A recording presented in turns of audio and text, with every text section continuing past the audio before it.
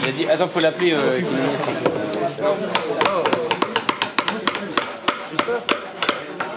Oh, ça a défoncé. Ça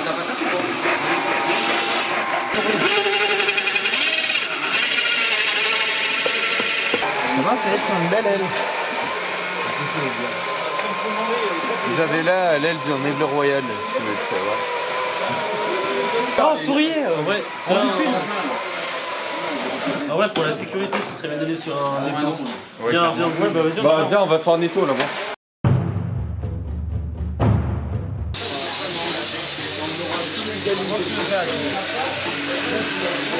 Comme il nous avait expliqué le mec du service technique. Ah, moi j'avais cru qu'il avait dit en S, il avait dit. Tiens, je l'ai.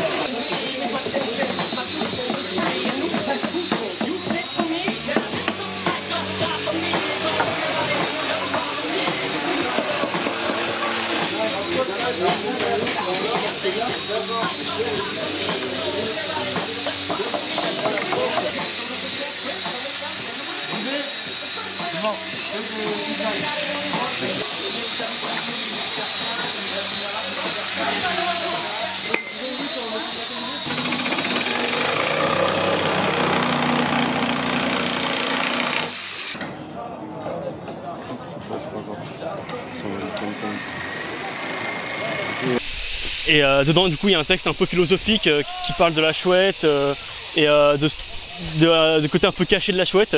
Et du coup, c'est pour on met le texte dedans pour les curieux et pour ceux qui vont voir dedans pour montrer que la chouette, elle voit un peu ce qui est caché dans la nature et que c'est un peu le symbole de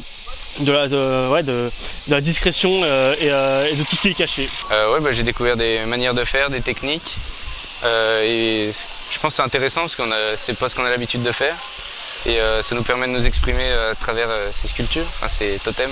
Oui, bah, ça nous permet de façonner une idée et de pouvoir avoir un rendu final, quoi. Et c'est nous qui choisissons de A à Z ce qu'on voulait faire. Donc le projet Totem, qu'est-ce que c'est? C'est en cours de ESC, donc éducation socio-culturelle.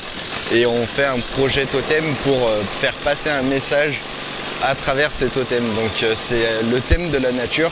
Donc on doit vraiment, on doit dire, en gros, on doit démontrer la dégradation que fait l'homme sur la nature.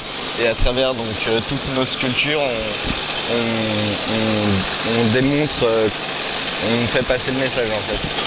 Nous, avec notre groupe, on a fait en fait pour faire passer le message, on s'est dit qu'on allait faire un humain recrevillé sur lui-même. Et l'humain recrevillé sur lui-même serait enlacé par un serpent en fait. Et le serpent, il serait attrapé par un aigle. Donc l'aigle qui est en train de se faire juste ici. Et le serpent qui sera fait donc en clou avec l'humain à l'intérieur, la tête du serpent en bois. Jean-Baptiste, est-ce qu'on peut Actuellement, nous on travaille sur la protection des tortues. La sculpture qu'on est en train de faire est pour sensibiliser les gens face à la pollution. Car, comment dire ça? Aujourd'hui, les déchets qui s'accumulent dans l'océan déciment un bon nombre d'espèces, dont les tortues, et notamment les déchets plastiques que ces dernières confondent avec des méduses.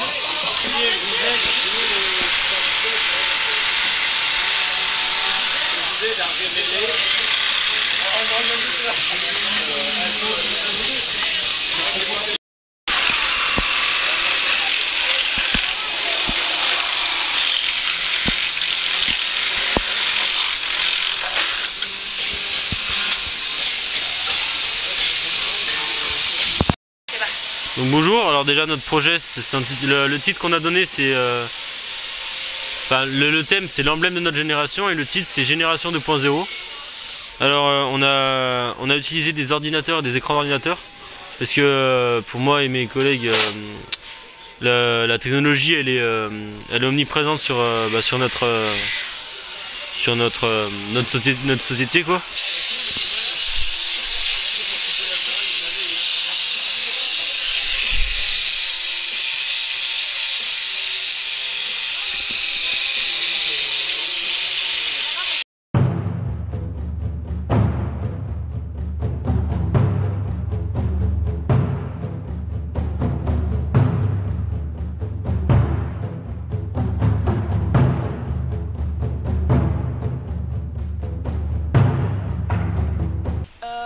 On a réalisé cette statue dans un tronc brut, pour la plupart brut.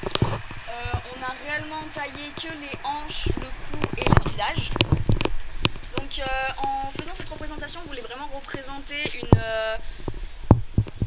un physique qu'on peut voir de Dame Nature, qui est quand même une notion très abstraite. Donc on a composé cette statue du coup principalement de bois. Les bras sont des bouts de bois assemblés dans lesquels on a créé une continuité avec deux bols qui viendront accueillir du coup deux sources très importantes pour la vie, donc l'eau, et de l'autre côté ce qui est vraiment très important pour toutes les espèces, la nourriture. Donc on viendra y disposer des graines, comme ça les oiseaux présents sur le terrain, qui est un terrain vraiment très enrichissant à Agrotech puisqu'on a énormément de végétation et énormément d'espèces, pourront venir du coup manger. Comme vous pouvez voir, il y a déjà une abeille qui vient de se poser sur le lierre, donc c'est parfait. On voudrait reprendre cette part d'enfance qu'on a laissée ailleurs. C'est une tortue qui est ici représentée pour dénoncer la pollution que cause l'homme dans les océans, qui en effet fait de nombreuses victimes, notamment chez les poissons, chez les méduses, chez les tortues et chez de nombreuses espèces aquatiques, dont les coraux également. La tortue a également, dans l'imaginaire humain, a souvent eu la représentation de la créature qui avait la terre sur sa carapace. Donc c'est un peu en même temps en soi un dieu que l'homme s'est créé, qui n'est pas beaucoup présent, mais qu'on peut retrouver dans beaucoup de dessins ou d'histoires. En effet, cette carapace est brisée en 3 biomes. Peux-tu présenter ce que c'est qu'un biome? Alors, un biome, en fait, ça va être un espace, c'est une zone spécifique à un milieu. C'est un milieu, par exemple, un biome, ça va être de l'eau, ça va être de la terre, ça va être la savane, la forêt. C'est tout ce qui... Ça va être tous les changements de terrain sur une zone définie. Vous présentez notre œuvre qui s'intitule Tsarafanaï, donc ça veut dire chouette en malgache. On a voulu le prendre en malgache parce qu'il y a un membre de notre équipe qui est malgache. Donc cette œuvre elle mesure 2,50 m par 50 cm. Elle est enterrée de 30 cm pour la stabilité. L'œuvre elle est basée sur l'abstrait. Le premier cube il symbolise ce que la chouette peut voir en fait. La symbolique de la chouette c'est qu'elle peut voir ce qui est caché.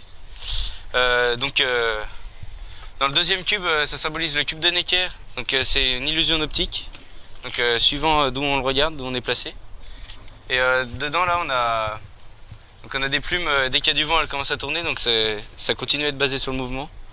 Et dans le troisième cube, il peut pivoter en fait sur lui-même. Et ça symbolise la tête de la chouette qui tourne à 280 degrés. Et au milieu c'est un petit plus, donc ça représente le cerveau de la chouette. Suspendu, et puis peut-être de loin on peut avoir l'impression qu'il flotte dans le vide. Et je vous invite à aller voir ce qu'il y a à l'intérieur. Donc comme j'ai dit, bonjour tout le monde. Donc avant la présentation de notre œuvre d'art, j'aimerais vraiment avec mon équipe remercier tout le monde qui a participé donc au bon fonctionnement de cette mission, donc du projet Totem. Donc notamment Maxime Lamarche, donc notre artiste, Madame Guillermin qui est notre prof de SC, la commune de Vienne, notamment l'agent d'entretien qui est venu nous aider pour l'installation, ainsi que tout le personnel du lycée et les terminales GMNF qui nous ont été d'un grand soutien. Celle-ci concerne un plan de gradation que vous comprendrez au fur et à mesure que j'avance dedans. Donc, elle désigne l'homme avec un gros H ayant causé des dommages sur la nature en la dégradant. Pour démontrer la déchéance produite, l'homme il est accroupi, comme vous pouvez le voir sur la sculpture. Et donc, suite à cela, nous avons un serpent qui décide de supprimer la vie de l'homme afin de l'expier de ses péchés, car selon lui, c'est la seule manière pour l'homme d'avoir une échappatoire. Il procède ainsi en l'enlaçant. Comme vous pouvez le voir, il est fait avec les clous donc. Donc nous avons le dernier élément qui correspond à la sagesse et la témérité, qui est représenté par l'aigle. Et donc l'aigle, en procédant ainsi, nous pouvons voir qu'il se saisit du serpent par la tête à l'aide de ses serres. Et il fait ça afin d'épargner la vie de l'homme et de le pousser dans ses derniers retranchements. D'où le nom de l'œuvre, La dernière chance de l'homme. Donc, bonjour à tous. Donc, pour les matériaux utilisés sur cette sculpture ont été donc un tronc de chêne qui a été coupé en deux pour faire l'aigle séparément. Nous avons aussi utilisé des plaques en bois contreplaqué. Et nous avons utilisé aussi un puits en fer qui a été planté dans le sol pour maintenir la statue pour qu'elle soit le plus stable possible.